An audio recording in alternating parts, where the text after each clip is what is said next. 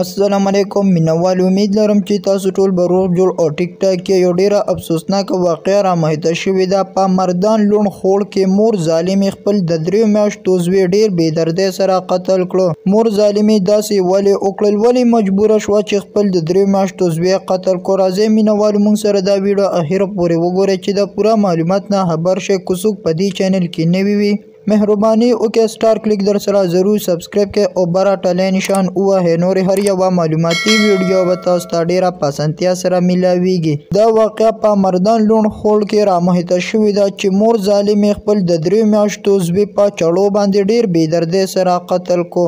عزتمندو، د دې نه مخکې د دغې مور 2 زامن شوي او هغوی ته د بلډ کینسر و. د حساب له دغې مور هغې 2 زامنو له ډیر زیات علاجونه وکړل خو الله تعالی ولله شفا ورنکړله او دغه 2 زامن الله تعالی ته وسپارلی شول. بیا د حساب له د دې مور بل زوی هم وشو چې هغه کله د 3 میاشتو شو. نو د دغې مور په شک شو چې د ده هم بلډ کینسر دی.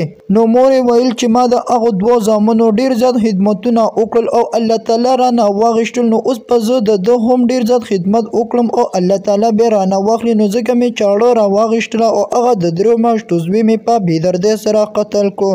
عزتمندو، ژوند او مرګ خو د الله تعالی په لاس کې وي. چاله عمر ډیر زیات ورکړي او چاله کم ورکړي. نو دا حساب له مور ظالمې په زوی باندې شک شولو چې د ده بلډ کینسر دی او بیا چاړه را واخیستله، خپل زوی په بې دردۍ سره قتل کړو.